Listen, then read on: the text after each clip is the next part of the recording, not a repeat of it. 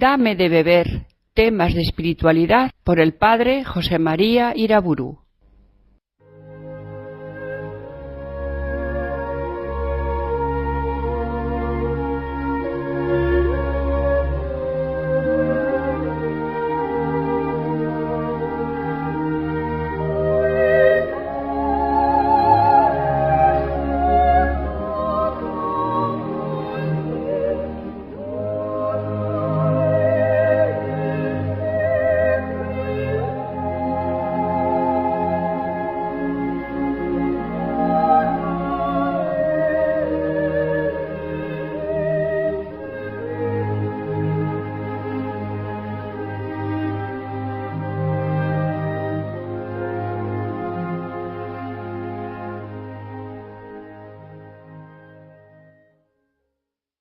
En el nombre del Padre, del Hijo y del Espíritu Santo. En esta conferencia voy a tratar del tema de la santidad. Y vamos a necesitar que nos ayude la Santísima Trinidad, todos los ángeles y los santos, especialmente la Virgen María, para que conozcamos bien esa santidad a la cual el amor de Dios nos destina. Tengamos fe en esa vocación nuestra, esperanza de alcanzarla, y pretendamos la santidad con un amor inmenso que prevalezca sobre todo otro amor.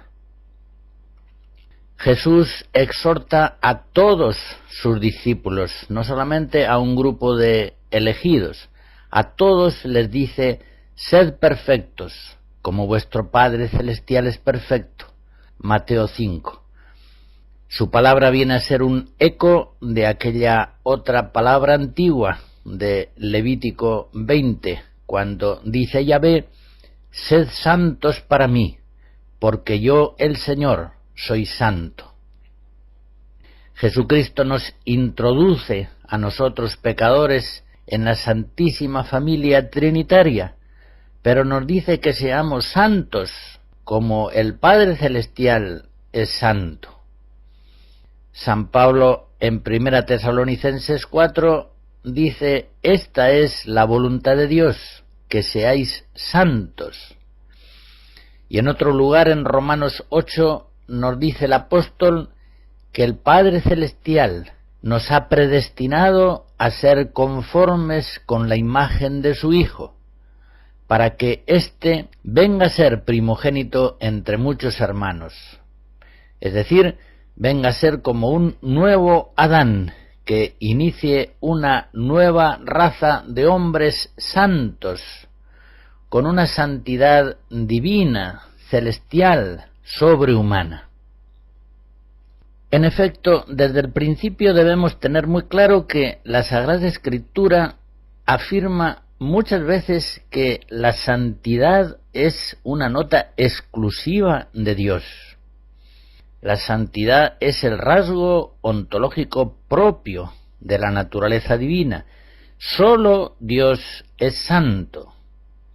Por tanto, la santificación que esperamos los cristianos de la gracia del Espíritu Santo es una santificación sobrenatural, sobrehumana, lograda por unas fuerzas de gracia divinas. Excede la santidad cristiana no sólo la posibilidad humana de obrar, sino la misma posibilidad de su ser. Todas las criaturas, y el hombre entre ellas, en la Biblia aparecen como no santas. Dios es santo. Los hombres no solamente no somos santos porque somos pecadores, no somos santos porque somos criaturas. Solo Dios es santo y por tanto solo Dios puede santificar al hombre, que es su imagen, haciéndole participar por su gracia de la vida divina. Así lo rezamos en la misa cuando decimos al comienzo de la plegaria eucarística segunda: Santo eres Señor, fuente de toda santidad. O en la plegaria tercera, cuando decimos: tú, con la fuerza del Espíritu Santo, das vida y santificas todo. Es Dios, el único santo, y el único que puede santificar. Y Jesús, como ya lo dice desde el momento de la anunciación el ángel Gabriel a la Virgen María, Jesús es el santo. Es el santo siervo de Dios, Hechos 3. Cristo, el santo, es el único que puede santificarnos, es decir, que puede hacernos participar de la naturaleza divina. Ahora, empleando el lenguaje del Nuevo Testamento, podemos afirmar que los cristianos somos santos, porque hemos recibido la unción del Santo, 1 Juan 2. Ya sabemos cómo al comienzo de la Iglesia se daba el nombre de santos, especialmente a los cristianos de la comunidad de Jerusalén, Hechos 9. Pero pronto el nombre de santos se extendió a todos los fieles cristianos, a todos los discípulos de Cristo, a todos los que por el bautismo habían recibido la unción del Santo, Romanos 16, por ejemplo. En esa calificación de santidad se trata, ante todo, por supuesto, de una santificación ontológica, una santificación que afecta al ser. Pero es esta santificación ontológica justamente la que, dándonos un ser nuevo, una nueva vida, una nueva participación en la naturaleza divina, hace posible y exige al mismo tiempo una santificación moral.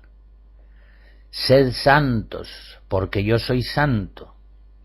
El nuevo ser que hemos recibido al volver a nacer en el bautismo está pidiendo y está haciendo posible un nuevo obrar, una vida espiritual y moral verdaderamente santa. Recuerdo de nuevo la palabra del apóstol: esta es la voluntad de Dios, que seáis santos. De lo que hasta aquí he dicho se deduce claramente que la santidad obrada por Cristo en los hombres no va a ser solamente un nuevo camino moral, si se quiere, el más alto que puede seguir el hombre en su vida humana. Es mucho más que eso. La santidad instaurada por la fe en Cristo consiste primariamente en una elevación ontológica, una elevación que afecta a nuestro propio ser. Por eso, tantas veces en el Nuevo Testamento se habla de la vida cristiana como de una vida nueva. Los cristianos somos realmente hombres nuevos, nuevas criaturas. Éfesos 2, 2 Corintios 5, somos hombres celestiales. 1 Corintios 15. Hemos nacido de Dios, hemos nacido de lo alto, hemos vuelto a nacer del agua y del Espíritu, como se nos dice en varios lugares del comienzo del Evangelio de San Juan.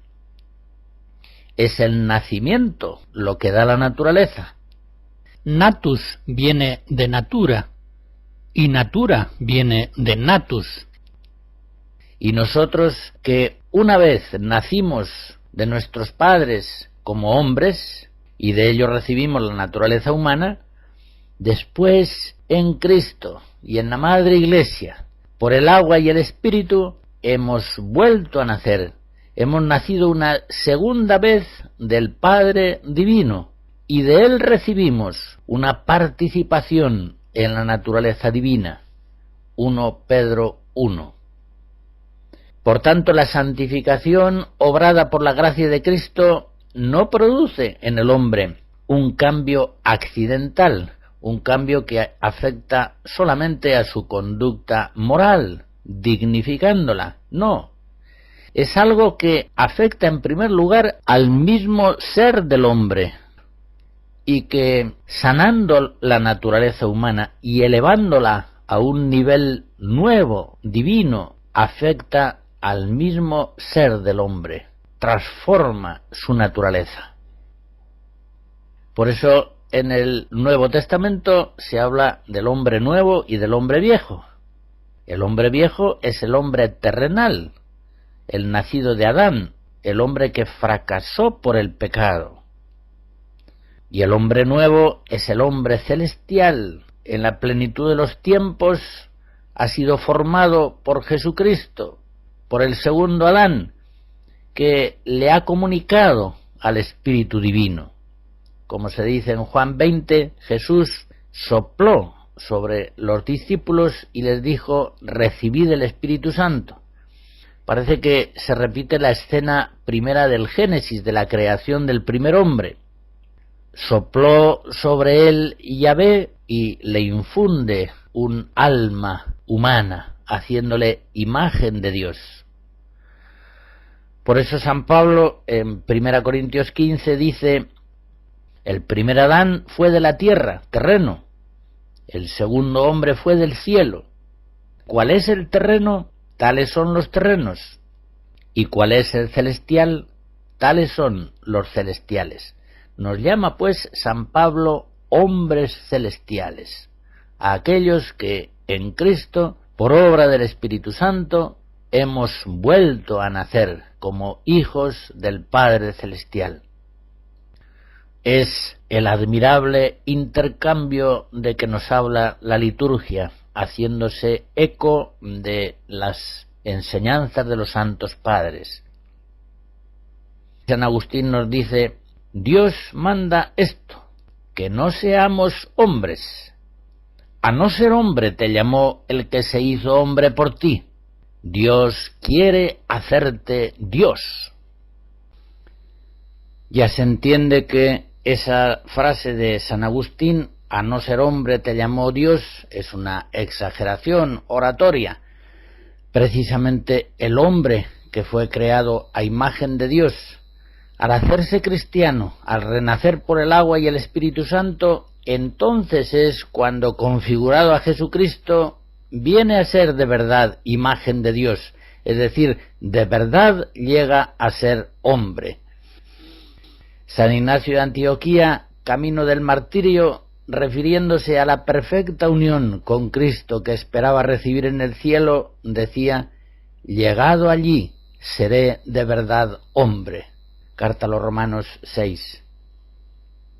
Ya se ve pues cómo tanto el Nuevo Testamento como la enseñanza antigua de los padres en forma unánime ven la santidad del hombre nuevo en términos de deificación, de divinización.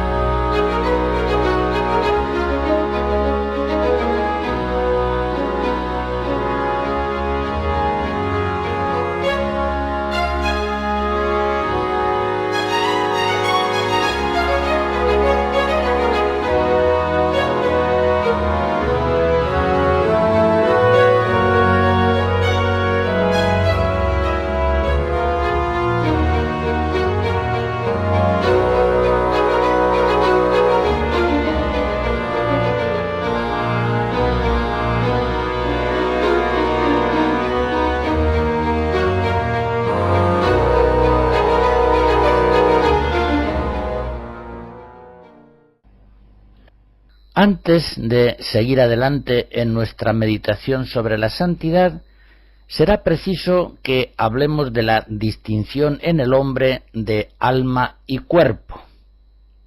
La santidad del hombre implica ciertamente un dominio del alma sobre el cuerpo, pero la santidad consiste principalmente en el dominio del Espíritu Santo sobre el hombre entero, en alma y cuerpo. La naturaleza humana, tal como fue creada por Dios, tal como viene de Adán, tiene alma y tiene cuerpo. Tanto la razón como la fe conocen que hay en el hombre una dualidad entre alma y cuerpo, entre un principio espiritual, inmortal, y un principio corporal, corruptible. No incurrimos con esto en un dualismo antropológico de corte platónico, no es eso, sino que estamos hablando de esa unión sustancial de dos coprincipios, uno espiritual y otro material, que forman el ser del hombre.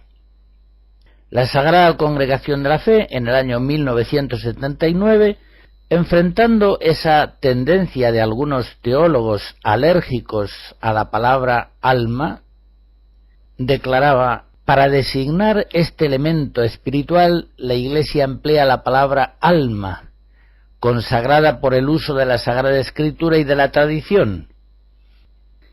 Esta antropología cristiana básica de cuerpo y alma fue usada por Pablo VI en el Credo del Pueblo de Dios, ha sido empleada en muchos documentos de la Iglesia a lo largo de todos los siglos, y el Catecismo la incluye en muchos lugares actualmente, concretamente en los números 362 y siguientes.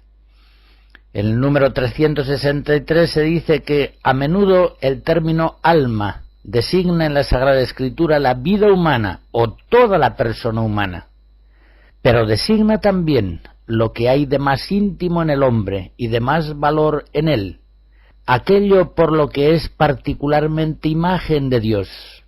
Alma significa, pues, el principio espiritual en el hombre.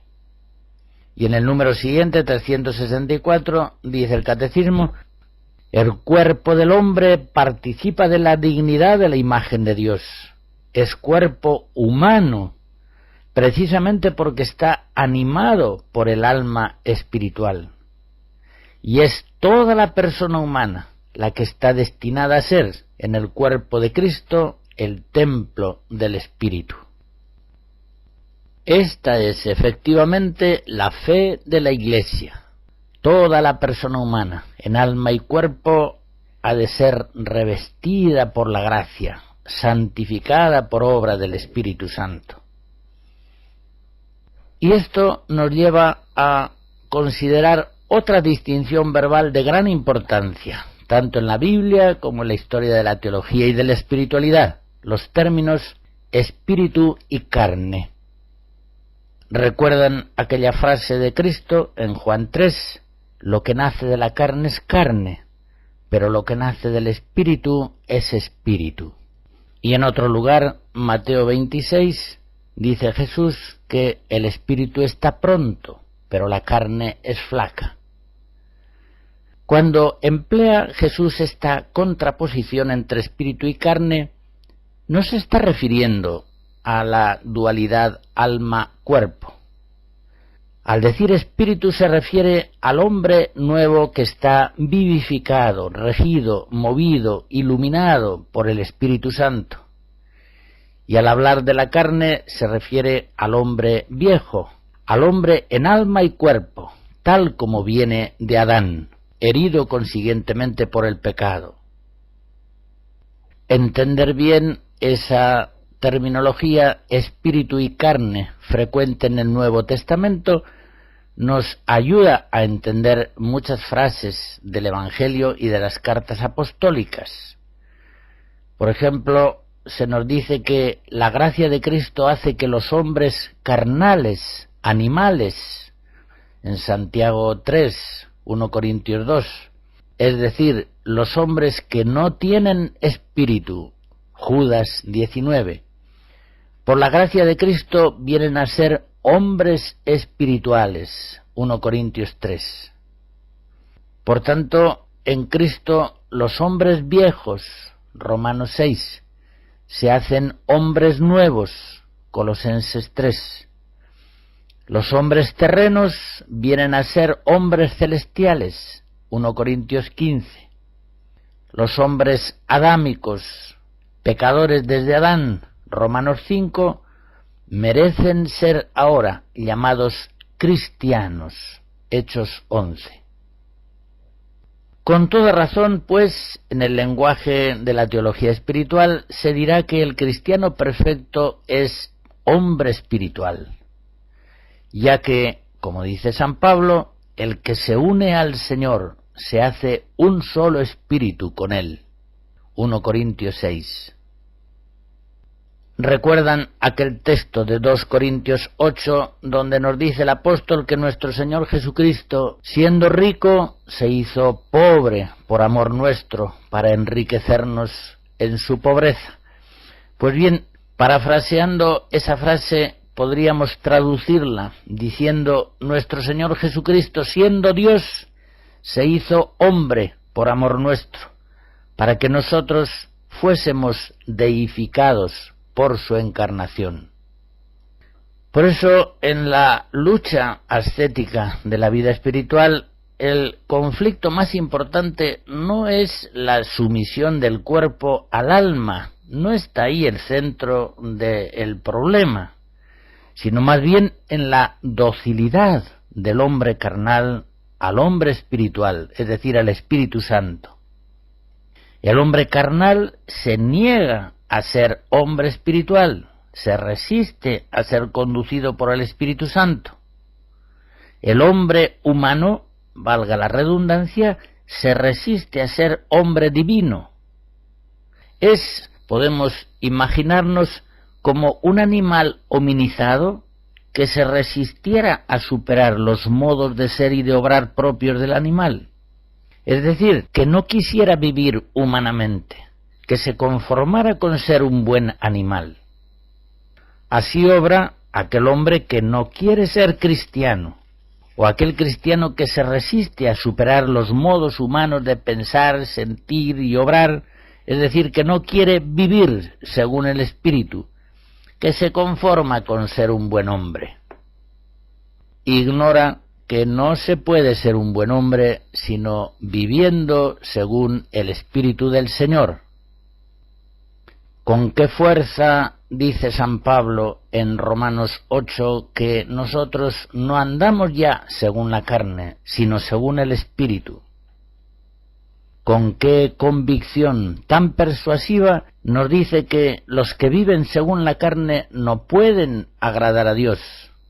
Pero vosotros no vivís ya según la carne, sino según el Espíritu, si es que de verdad el Espíritu de Dios habita en vosotros.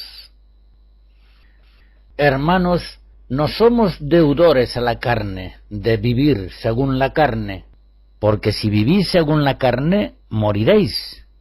Pero si con el Espíritu mortificáis las obras de la carne, entonces viviréis. Efectivamente, los que son movidos por el Espíritu de Dios, estos son los hijos de Dios. Las últimas frases son de San Pablo en Romanos 8. Esta terminología de carne y espíritu, hombre carnal, hombre espiritual, usada por Jesús y por los apóstoles, se ha conservado viva en el lenguaje de los maestros espirituales hasta nuestros días.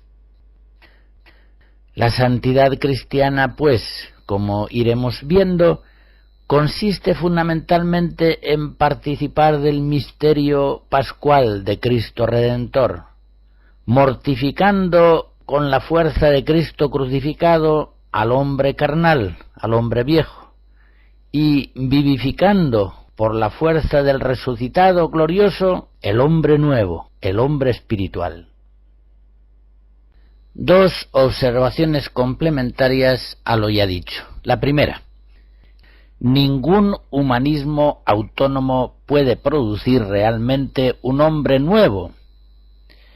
Como el mundo está el pobre harto de lo viejo, es decir, está harto de sí mismo, hombres viejos, planteamientos, problemas, conductas y vicios viejos, por eso prodiga la fascinante terminología de lo nuevo, y habla el mundo de nuevo modelo, nuevo régimen, nueva línea, nuevos filósofos, hombre nuevo, nueva sociedad, etc. Pero en realidad son en el mundo variaciones sobre el mismo tema. Son siempre los mismos perros con distintos collares. Solamente el Espíritu Santo renueva la faz de la tierra y puede hacer hombres, pueblos y culturas y realidades verdaderamente nuevas, sobrenaturales, sobrehumanas. Y una segunda observación. ¿No parece una expresión demasiado feliz decir que el cristiano debe encarnarse? Aunque por supuesto es una frase que admite significados verdaderos. Hay que reconocer que es una terminología ajena a la Escritura. Incluso es una terminología contraria al modo de hablar bíblico. Y es ajena a la tradición de los maestros espirituales cristianos. No, el cristiano no ha de encarnarse, porque ya es carne, y a veces demasiado lo es. El Verbo Divino es el que se encarnó para que el hombre, que es carne, se espiritualice por obra del Espíritu Santo y venga a ser hombre espiritual. Este es el lenguaje bíblico, el lenguaje de la tradición católica. Por eso, repito, decir que el cristiano debe encarnarse es una expresión infeliz que no debe perdurar.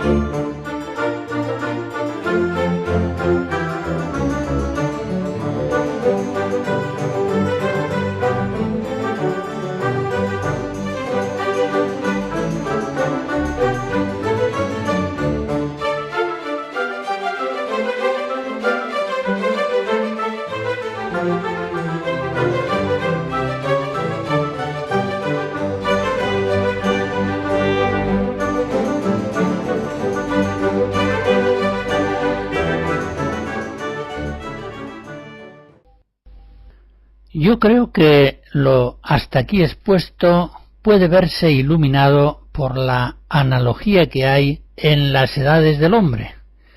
El hombre es niño en su comienzo hasta ser adulto, y el cristiano comienza por ser carnal hasta venir a ser hombre espiritual. Caractericemos primero al hombre niño. El hombre niño es racional, pero todavía no tiene uso de razón. Por eso apenas vive como hombre, más bien vive como animal. Si nos fijamos, la espontaneidad habitual de un niño no es la que corresponde al ser humano en cuanto tal, sino más bien la que procede del alma animal.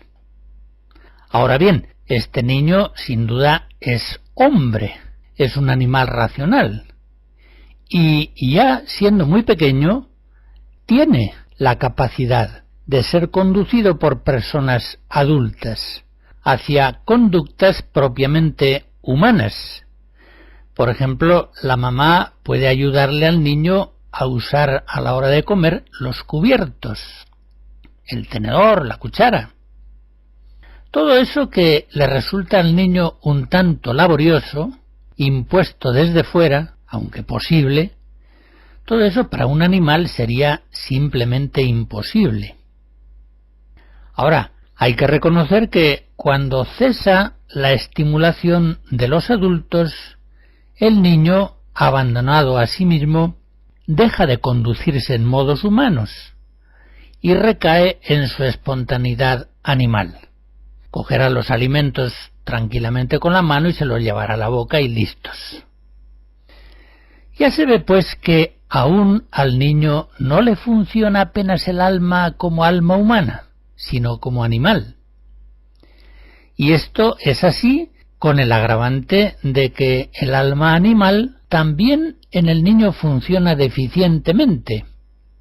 Desde luego funciona mucho peor que en un patito o que en un potrillo, porque el niño, está destinado a vivir como hombre, pero todavía no alcanza a vivir humanamente.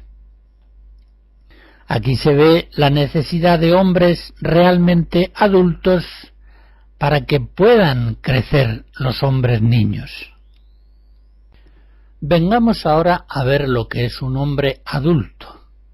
Un hombre posee la naturaleza humana en su condición adulta cuando vive habitualmente movido por el alma humana. Tiene uso de razón. Piensa habitualmente de un modo racional. Se mueve por libres decisiones volitivas, es decir, ya no es un niño, no está abandonado todavía a sus apetencias o repugnancias sensibles. La conducta espontánea del hombre adulto, ahora ya sin necesidad de apremios normativos o de exhortaciones de otros adultos, es ya una conducta humana. Por ejemplo, come como se debe, se comporta humanamente en todo lo que habla o hace.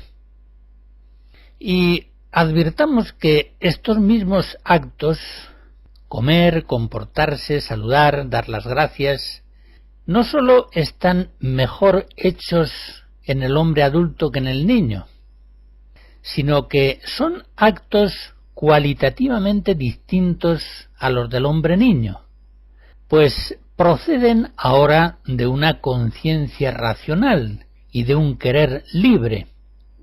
Es decir, son actos, son acciones que provienen del alma humana en cuanto tal. Por eso hemos de decir que en el hombre adulto el alma humana no actúa como principio extrínseco, como algo impuesto, relativamente violento, sino que actúa en forma plenamente natural. Hemos visto lo que es un hombre niño y cómo va creciendo hasta hacerse un hombre adulto. Veamos, pues, ese mismo proceso en el orden sobrenatural del crecimiento en la gracia. San Pablo, en 1 Corintios 3, les dice a los corintios que todavía son como niños en Cristo, que son carnales, que viven a lo humano. Efectivamente, el cristiano carnal tiene una espontaneidad que no procede del Espíritu Santo, sino del alma humana. En estos comienzos de la vida cristiana, el alma del cristiano carnal le funciona más como humana que como propiamente cristiana. Tiene, sin embargo, la naturaleza cristiana, tiene la vida de la gracia, y por eso tiene la capacidad, el cristiano carnal, de ser conducido por normas de la Iglesia o por cristianos espirituales hacia conductas propiamente cristianas.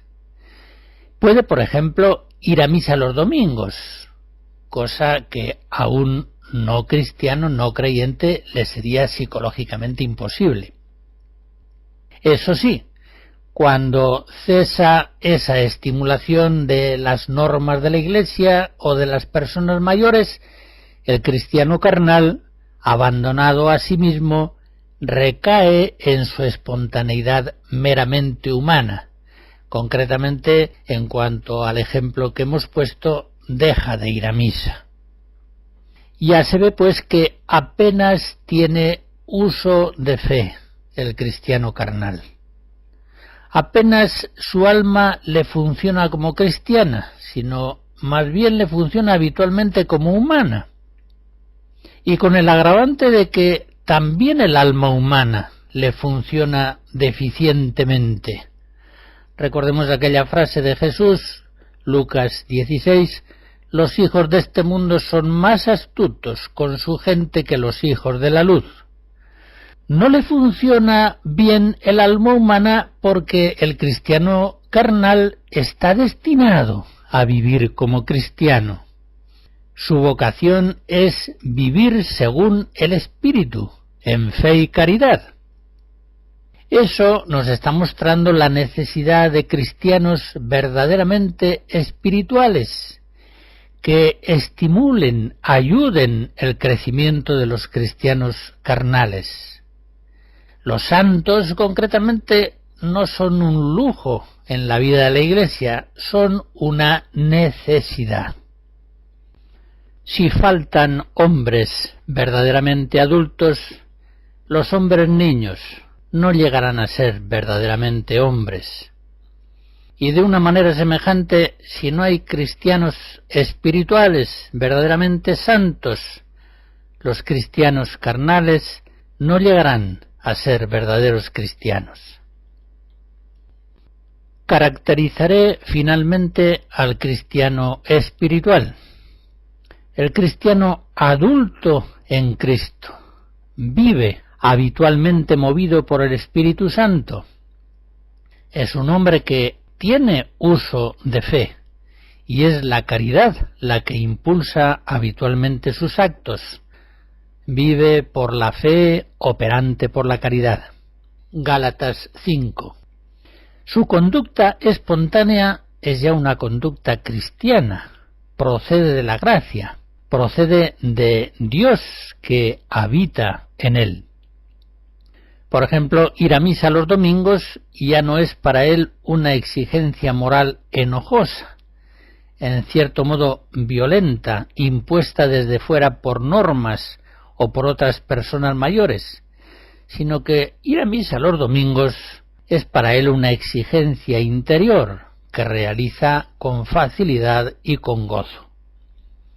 Y notemos que un mismo acto cristiano, por ejemplo ir a misa, aunque materialmente coincida con el acto de un cristiano carnal que va a misa, es cualitativamente distinto, pues el acto cristiano espiritual procede inmediatamente del Espíritu Santo, que actúa ahora en el cristiano espiritual como su principio intrínseco. El Espíritu Santo viene a ser en el cristiano espiritual el alma de su alma. En fin, resumiendo, la santificación ontológica del cristiano ha de producir en él una progresiva santificación psicológica y moral. Esto es crecer en la gracia, crecer en Cristo. Esto es pasar de cristiano niño a cristiano adulto. Salir ya de cristiano carnal para venir a ser cristiano espiritual, habitualmente movido por el Espíritu Santo.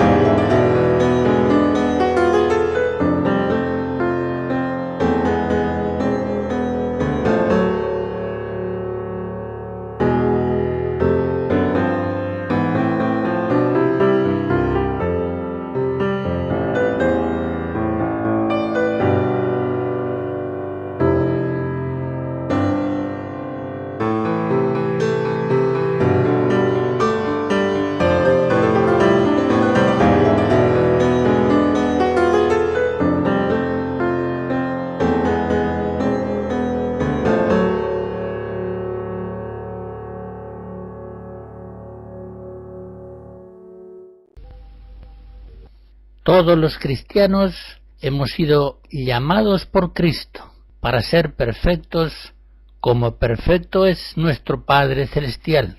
Mateo 5. Todos estamos llamados a realizarnos progresivamente como hijos del Padre Celestial. La santidad, la perfección evangélica implica igualmente una perfecta docilidad al Espíritu Santo.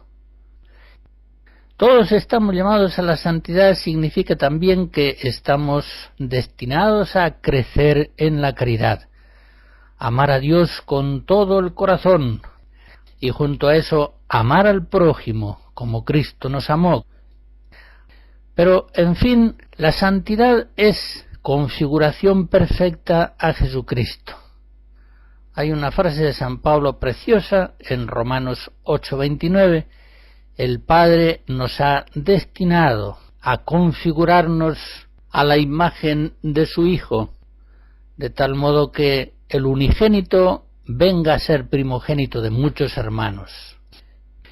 Pues bien, esa configuración a Jesucristo, a la cual nos destina el Padre y que ha de ser realizada por obra del Espíritu Santo, ha de afectar al hombre entero en todos los niveles de su ser.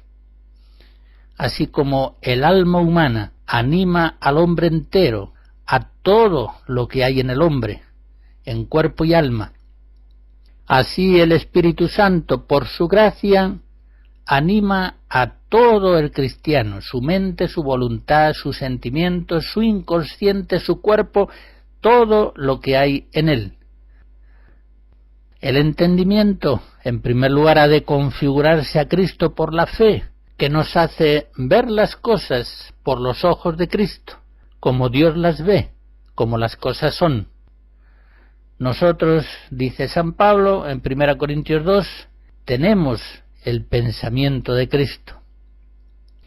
Muchas cosas que para el hombre animal, para el hombre carnal, son necedad y no puede entenderlas, para el cristiano son fuerza y sabiduría de Dios. 1 Corintios 1. Del mismo modo, nuestra voluntad ha de configurarse a la voluntad de Cristo por la caridad, y de este modo ha de unirse totalmente a la voluntad de Dios providente. Y eso es posible, porque, como dice San Pablo en Romanos 5, el amor de Dios se ha difundido en nuestros corazones por la fuerza del Espíritu Santo que nos ha sido dado. Los sentimientos, igualmente, los sentimientos también han de configurarse a Jesucristo. San Pablo nos dice en Filipenses 2, tened los mismos sentimientos que tuvo Cristo Jesús. Es normal, pues, y con esto quiero decir que es conforme a la norma, es normal que el cristiano espiritual participe habitualmente de los sentimientos del corazón de Cristo. Y esa configuración a Jesucristo ha de llegar incluso a los sótanos de la personalidad humana, al inconsciente, al subconsciente. También ha de ser impregnado por el Espíritu de Jesús. Esto lo sabemos por principio teológico, pero viene también confirmado por la experiencia de los santos. Les recordaré un caso muy significativo. Estando enfermo el jesuita Simón Rodríguez, San Francisco Javier quedó encargado de cuidarlo por la noche, y por esa razón dormía en la misma habitación. Pues bien, una noche vio el padre Rodríguez que Francisco despertaba con un movimiento brusco, sorprendente. Y unos años más tarde, cuando el padre Simón Rodríguez en Lisboa despedía a Francisco que partía para las misiones, le preguntó qué había sucedido aquella noche cuando se despertó tan bruscamente dando un grito, y Francisco le explicó que la razón de aquel despertar tan brusco era que en un sueño que le había sobrevenido, él estaba en un mesón y una mujer, una moza, se acercó porque quería tentarle. Bien, pues en ese despertar brusco, violento de Javier, estamos viendo cómo el Espíritu de Jesús estaba ya tan arraigado en Francisco que, aun estando dormido él, producía los actos propios de la virtud, en este caso de la virtud de la castidad. Hasta el subconsciente de Francisco de Javier había sido evangelizado. El Espíritu de Cristo estaba activo y despierto en Francisco, incluso cuando éste estaba dormido. Así como el instinto de conservación de la vida natural sigue alerta en un hombre que está dormido, que sueña, por ejemplo, que está huyendo de un asesino que le amenaza, así el instinto de conservación de la vida sobrenatural está operante en el cristiano espiritual, incluso cuando está dormido. Por tanto, la configuración a Jesucristo ha sido en él tan perfecta que afecta no solamente al entendimiento y a la voluntad, también a los sentimientos e incluso hasta el mismo subconsciente. Conviene pues que seamos muy conscientes de que el Espíritu Santo quiere configurarnos totalmente a nuestro Señor Jesucristo, de tal modo que como nuevo Adán, el unigénito de Dios venga a ser primogénito de muchos hermanos. Convencidos pues de que el Padre nos ha destinado a esta maravillosa configuración total a Jesucristo, colaboraremos mejor con la gracia del Espíritu Santo. Colaboraremos mejor si sabemos ya desde el comienzo qué es lo que Él pretende hacer de nosotros. Sencillamente quiere hacer hombres totalmente nuevos en alma y cuerpo. Como miembros del cuerpo místico absolutamente dóciles a su cabeza, quiere hacer de nosotros el Espíritu Santo hombres nuevos, hombres espirituales, hombres celestiales, hombres divinizados. El Espíritu Santo de Dios quiere hacer de nosotros hombres plenamente santos. Termino esta primera aproximación al tema de la santidad cristiana tratando de las vidas de santos. ¿Cuánto bien nos hace leer vidas de santos? En primer lugar, los evangelios, que nos cuentan la vida de Jesucristo, el santo autor de todos los santos. Pero tantas otras vidas de santos a lo largo de la historia de la Iglesia han dado ocasión a conversiones profundas. Tenemos el caso, por ejemplo, de San Ignacio de Loyola, cuando estaba convaleciente de sus heridas en el cerco de Pamplona, allá en su casa solar de Loyola, pide para entretener su aburrimiento algún libro de caballería. Pero en su casa solo tenían la vida de Cristo, de Dionisio el Cartujano, y el Flos Sanctorum, vidas de santos escritas por Jacobo de Vorágine. Pues bien, leyendo San Ignacio estas vidas de santos, concretamente las de San Francisco de Asís y Santo Domingo de Guzmán, se sentía profundamente conmovido, se sentía llamado por el Señor a dejar todas las vanidades del mundo y seguir plenamente a Jesucristo. Se preguntaba, en un tono todavía un poco voluntarista, ¿lo que estos santos hicieron por Cristo no lo tengo yo que hacer? Más adelante, conociendo más Ignacio la doctrina maravillosa de la gracia, se hubiera preguntado, ¿las maravillas de gracia que Dios hizo en Francisco y en Domingo, no querrá hacerlas también conmigo? Son muchos los santos, como digo, que se han convertido hacia una vida cristiana más perfecta, leyendo vidas de santos. Estas hagiografías tienen muchas veces un poder fascinante, sobre todo cuando están escritas por los mismos santos. El caso, por ejemplo, de la vida de Santa Teresa de Jesús, escrita por ella misma. O, por ejemplo, el caso de la vida de Santa Catalina de Siena, escrita por otro santo, digámoslo así, el beato Raimundo de Capua, dominico, director espiritual suyo durante años. Son vidas en las que la figura del santo refleja de un modo fascinante la figura de Cristo. Cristo se manifiesta en sus santos, en toda su belleza, en toda su fuerza de atracción espiritual. El Espíritu Santo, cuando nosotros leemos vidas de santos, nos desengaña de muchos errores, de muchas falsas fascinaciones del mundo, y enciende en nuestros corazones la llama de la verdadera vocación a la santidad, que es justamente la vocación cristiana.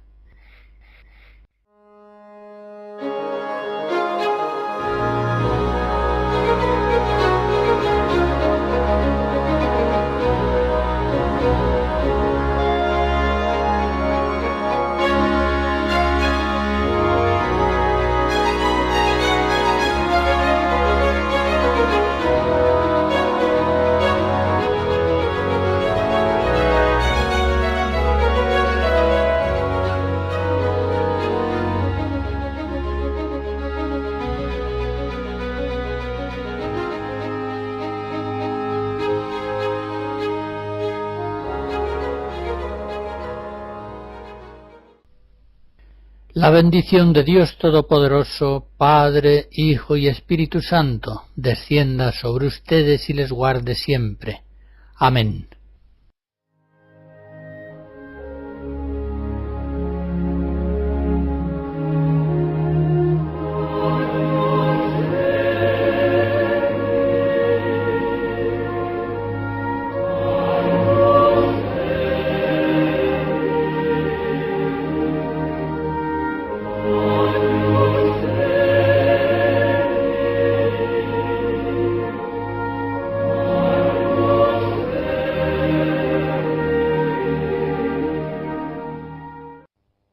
Hemos escuchado Dame de beber, temas de espiritualidad por el padre José María Iraburu.